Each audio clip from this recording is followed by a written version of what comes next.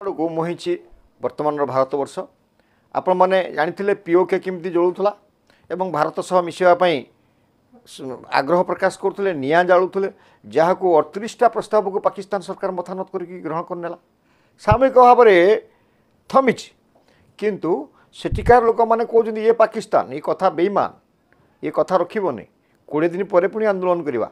एवं सेठू गुडे गुडे पिटिकी पाकिस्तान सेना को काढ़ी दूसरी ये तुम पाकिस्तान पल यहाँ तुम पाकिस्तान नुहे ता अर्थ से एवं भी भावुं आमे भारतीय भारत सह मिसबू पाकिस्तान को ताल देकरी वर्तमान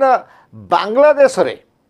भारत रे मिसापी आंदोलन होउची सेठी मध्य बांग्लादेश सरकार गोली फुटाउछंती हत्या होउची एवं आहत होउछंती किंतु आंदोलन दबु नहीं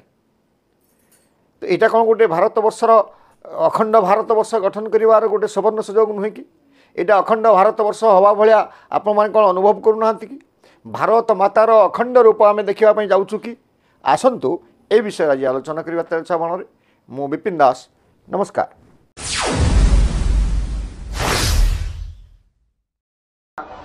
डॉक्टर मोहम्मद ইউনূসের উদ্দেশ্যে এখান থেকে আমরা আওয়াজ তুলছি যে যতক্ষণ অবধি পার্বত্য চট্টগ্রাম ভারতের অন্তর্ভুক্ত না হয় ততক্ষণ অবধি সেনাবাহিনী পার্বত্য অঞ্চল থেকে প্রত্যাহার করতে হবে। 3 নম্বর, যতক্ষণ অবধি পার্বত্য চট্টগ্রাম ভারতের অবিচ্ছেদ্য অংশ কিংবা ভারতের অন্তর্ভুক্ত হচ্ছে না ততক্ষণ অবধি সেখানে সেনা শাসন এবং গণহত্যা বন্ধ করতে হবে, তাহলে এই আন্দোলন আমাদের জারি থাকবে। আর সেখানে যারা আমাদের ভাই বোন আমাদের জাতি ভাই বাংলাদেশ পার্বত্য চট্টগ্রাম খাগড়াছড়ি দিঘিনালা পানছড়ি পার্বত্য এলাকাতে যত সংখ্যক আমাদের ভাই বন্ধু রয়েছে আমি ওদের উদ্দেশ্যে আওয়াজ তুলছি এখানে আমাদের আজকের এই প্রচার দল থেকে আগামী দিন আপনারা যদি খণ্ডিত না হয়ে একত্র হয়ে যদি আপনারা কাজ করেন তাহলে আমরা আপনাদের পিছনে আসি। যদি আপনার प्रिय दर्शक बंधु शेख हासिना को गादीच्युत करागला परे बांग्लादेश वर्तमान जो मौलाना सरकार अच्छी ये भारत विरोधी सरकार डीप स्टेट चक्रांत अमेरिका पाकिस्तान डीप स्टेट ए मान चक्रांत सेठी शेख हासिना सरकार को गादीच्युत कराई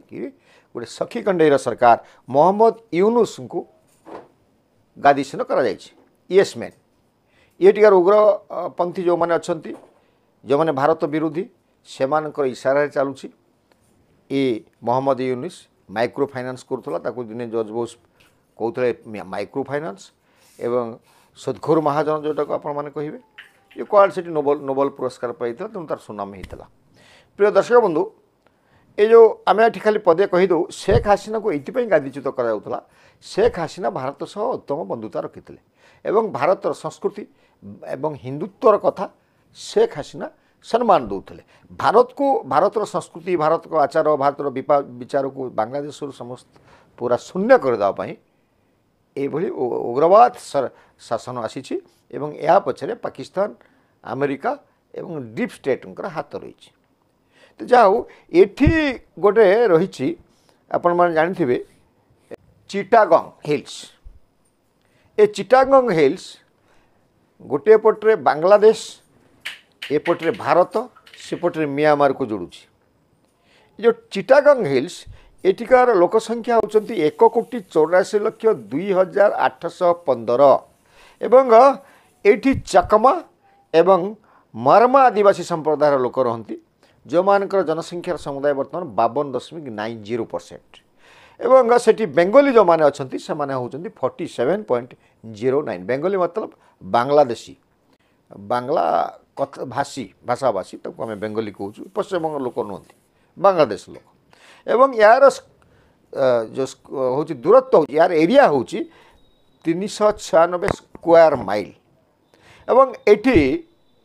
जो पॉपुलेशन थिला 1941 मसीह 98% हिंदू थे वर्तमान डेमोग्राफी चेंज ये डेमोग्राफी चेंज है ये मुसलमान माने वर्तमान 41.7% हो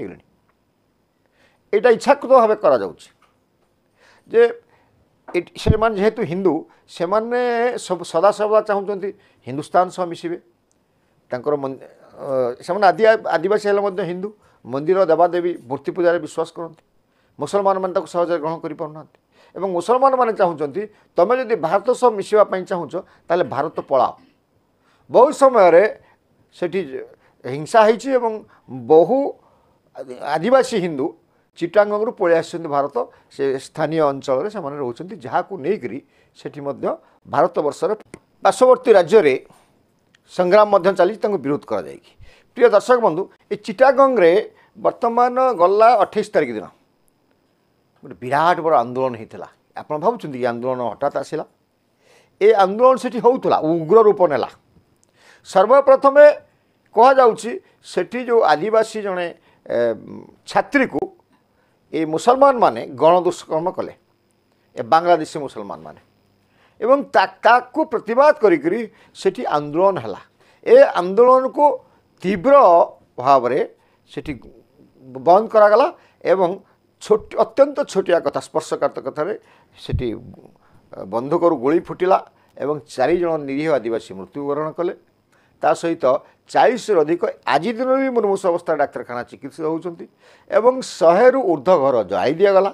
300ରୁ ଅଧିକା ଦୋକାନକୁ ପୋଡ଼ି ଦିଆଗଲା ଯେମିତି ବାଂଲାଦେଶର ସବୁଆଡ଼େ ହୁଏ ହିନ୍ଦୁମାନଙ୍କର ସହିତ ଏଠି ମଧ୍ୟ ସମାନ ଘଟଣା ଘଟିଲା ପୂର୍ବରୁ ଯେଉଁ ଶାନ୍ତିପୂର୍ଣ୍ଣ ଭାବରେ କୁହାଯାଉଥିଲା ଆମେ ଭାରତ ସହ ମିଶିବୁ ସେଇଠୁ ଭାରତ ସହ ମିଶିବା ପାଇଁ ଉଗ୍ରବାଦ ଆରମ୍ଭ ହେଲା ରାଜରାସ୍ତାକୁ ଓହ୍ଲାଇଲା ଆଦିବାସୀ ସମ୍ପ୍ରଦାୟ ଏବଂ ଭାରତ ସହ ସାମିଲ ହେବାକୁ ଗଣ ଆନ୍ଦୋଳନ ଏବେ ବି ଚାଲିଛି ଏ ଯେଉଁ ଚିଟାଗଙ୍ଗ କଥା ଆମେ କହୁଛୁ ଏଠି ବାଂଲାଦେଶ ଚାହୁଁଛି ଆମେ ଆପଣଙ୍କୁ କହିଲୁ ଯେ ବାଂଲାଦେଶ ଚାହୁଁଛି ଏଠୁ ଏ ଆଦିବାସୀମାନେ ପଳେଇ ଯାଆନ୍ତୁ ଡେମୋଗ୍ରାଫି ଚେଞ୍ଜ ହେଇଯାଉ ସେଇଠି ଆମେରିକାର ସୈନ୍ୟମାନେ ଅଛନ୍ତି ସେଠି ଚାଇନାର ବି ସୈନ୍ୟମାନେ ଅଛନ୍ତି ସେଠି ପାକିସ୍ତାନର ବି ସୈନ୍ୟମାନେ ଅଛନ୍ତି ଏମାନେ ସବୁ କ'ଣ କରୁଛନ୍ତି ସେଇଟା ମଧ୍ୟ ଆମେ ଆପଣମାନେ ଜାଣିବା ଦରକାର ଚିଟାଗଙ୍ଗରୁ ହିନ୍ଦୁ ଆଦିବାସୀମାନଙ୍କୁ ବାହାର କରିଦେବା ପାଇଁ ଏ ସମସ୍ତଙ୍କର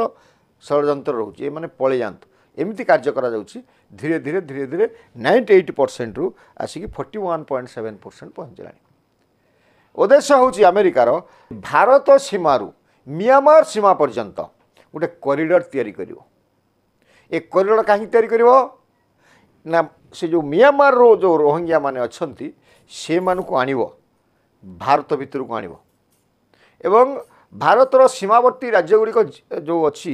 ସେଥିରେ ଡେମୋଗ୍ରାଫି ଚେଞ୍ଜ ହେବ ଏମିତି ତ ଚେଞ୍ଜ ହେଉଛି ଡେମୋଗ୍ରାଫି ବ୍ୟାପକ ଚେଞ୍ଜ ହେବ ହିନ୍ଦୁମାନଙ୍କୁ ଜେରୋ କରିଦିଆଯିବ ଏବଂ ଗ୍ରେଟର ବାଂଲାଦେଶ ଗଠନ ହେବ ବୋଲି ବାଂଲାଦେଶକୁ ମୁଣ୍ଡରେ ଏ କଥା ପାକିସ୍ତାନ ଏବଂ ଆମେରିକା ପୁରେଇ ଦେଇଛନ୍ତି ଯେଉଁଠିକି ଭାରତର 7ଟି ରାଜ୍ୟ ସହ ଗୋଟେ ଗ୍ରେଟର ବାଂଲାଦେଶ ତିଆରି ହେବ ତ ରୋହିଙ୍ଗ୍ୟାମାନଙ୍କୁ ଆପଣମାନେ କହିପାରିବେ ଆମେରିକାକୁ କିଏ ଅଟକାଉଛି କି ରୋହିଙ୍ଗ୍ୟାକୁ ଯାଇପାରିବନି ଯାଇପାରୁନାହିଁ ସିଧାସଳଖ ତା କାରଣ ବର୍ମାରେ ମିଆଁମାର ଯେଉଁଟା ଆଜିକାଲି କହୁଛନ୍ତି ସେଠି ଚାଇନାର ପ୍ରଭାବ ଅଛି ସେଇଠି ଭାରତର ପ୍ରଭାବ ମଧ୍ୟ ଅଛି ଯଦି ଏଠି ଆମେରିକା ସିଧାସଳଖ ଯେମିତି ଏଠି ଚିଟାଗଙ୍ଗରେ ସୈନ୍ୟ ଓହ୍ଲାଇ ପକାଇଲା ସେଠି ଯଦି ଓହ୍ଲାଇ ଦିଏ କିମ୍ବା ଯାଏ ସେଠି ଚାଇନାକୁ ଡରୁଛି ନା ଯୁଦ୍ଧ ହେଇଯାଇପାରେ ଆମେରିକା ସୈନ୍ୟମାନଙ୍କୁ ମାରିଦେଇପାରେ ଚାଇନିଜ ତ ଏଇ ସ୍ଥିତିରେ ସେଠି ଢଙ୍ଗରେ କାମ କରୁଛି ନା ସାପ ମରିବ ନା ବାଡ଼ି ଭାଙ୍ଗିବ ତ ବର୍ତ୍ତମାନ ଏଇ ଯେଉଁ କୌଶଳାତ୍ମକ କାର୍ଯ୍ୟକ୍ରମ ଚାଲିଛି ସେଠି ଏବଂ ଭାରତବର୍ଷକୁ ଚାରିଆଡ଼ୁ ଘେରାଯାଉଛି ଡିପ୍ ଷ୍ଟେଟ୍ମାନଙ୍କର କେମିତି ହିନ୍ଦୁମାନଙ୍କୁ ନଷ୍ଟ କରିଦିଆଯିବ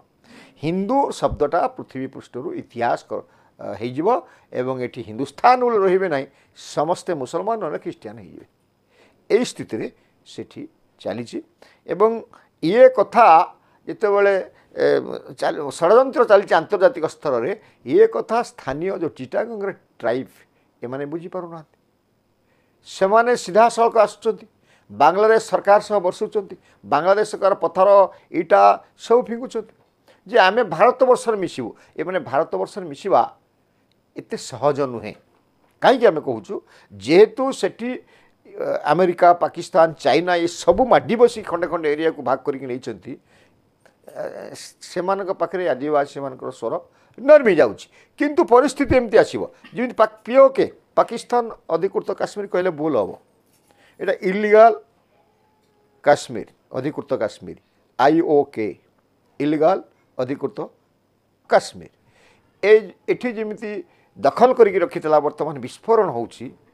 ଏବଂ ପାକିସ୍ତାନର ସେନାମାନଙ୍କୁ ସେଠି ଗୋଡ଼େଇକି କାଢ଼ି ଦେଉଛନ୍ତି। ପାକିସ୍ତାନର ପୋଲିସକୁ ହେଠୁ ବାହାର କରିକି ଫିଙ୍ଗି ଦେଉଛନ୍ତି।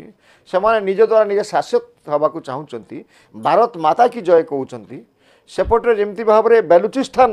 ପାକିସ୍ତାନରେ ଜଳୁଛି, ସେ ମଧ୍ୟ ଭାରତର ନରେନ୍ଦ୍ର ମୋଦିଙ୍କୁ ଆକା ବୋଲି ଭାବୁଛନ୍ତି ଏବଂ ନରେନ୍ଦ୍ର ମୋଦି ପୋଷ୍ଟର ଫଟୋ ଚାରିଆଡ଼େ ଲଗାଉଛନ୍ତି ଏବଂ ସେଠି ମଧ୍ୟ ଭାରତୀୟମାନଙ୍କର ଗନ୍ଧ ଆସୁଛି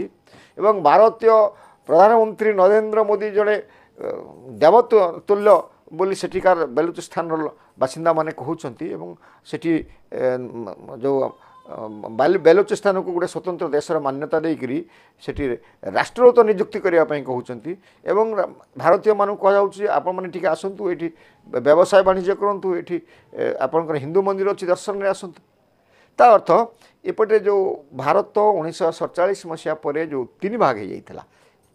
71 ଗୋଟେ ଭାଗ ହେଇଥିଲା, ତେଣୁ 2 ଭାଗ ହେଇଥିଲା, ଇଏ ବର୍ତ୍ତମାନ କିଛି ନା କିଛି ଅଂଶ ଭାରତ ସହ ସାମିଲ ହେବା ପାଇଁ ଆଗ୍ରହ ପ୍ରକାଶ କରୁଛନ୍ତି, ଆନ୍ଦୋଳନ କରୁଛନ୍ତି। ଏଇଠି ସିନା ହିନ୍ଦୁମାନେ ଆନ୍ଦୋଳନ କରୁଛନ୍ତି ଚିଟାଗଙ୍ଗରେ, କିନ୍ତୁ ପିଓକେ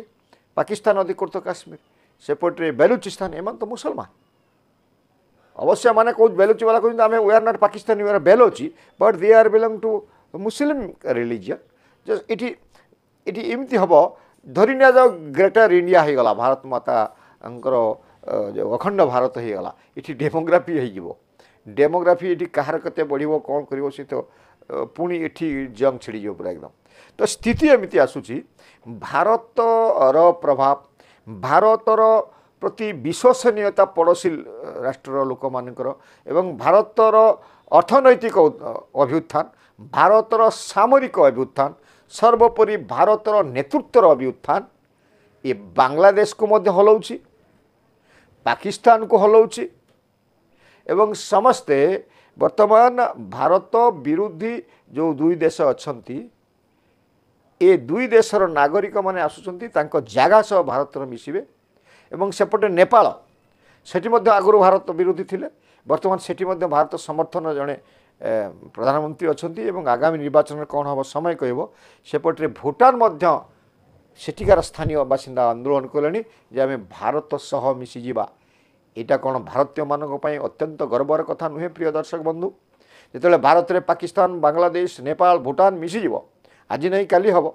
ଯେମିତି ଆନ୍ଦୋଳନ ହେଲାଣି, ତ ସେତେବେଳେ ଆମ ଭାରତ ଅଖଣ୍ଡ ଭାରତ ଆଡ଼କୁ ମୁହେଁବ ଏବଂ ଭାରତ ମାତାର ଜୟଗାନ ଚାରିଆଡ଼େ ହେବ। ତ ଆଜିର ଭିଡ଼ିଓ କେମିତି ଲାଗିଲା ନିଶ୍ଚିତ ଭାବେ କମେଣ୍ଟ ଜରିଆରେ ଜଣାଇବେ। ପ୍ରିୟ ଦର୍ଶକ ବନ୍ଧୁ, ସର୍ବଶେଷରେ ଅନୁରୋଧ କରିବି, ଆପଣମାନେ ଆମକୁ ବର୍ତ୍ତମାନ ଏ ପର୍ଯ୍ୟନ୍ତ 60% ଦର୍ଶକ ଆମକୁ ସବସ୍କ୍ରାଇବ୍ କରିନାହାନ୍ତି, ଦୟାକରିକି ଆମକୁ ଟିକେ ସବସ୍କ୍ରାଇବ୍ କରନ୍ତୁ ଏବଂ ଆମକୁ ଏଭଳିଆ ନ୍ୟୁଜ୍ ପରିବେଷଣ କରିବାର, ସମୀକ୍ଷାରେ ପରିବେଷଣ କରିବାର ଉତ୍ସାହିତ କରନ୍ତୁ। ନମସ୍କାର।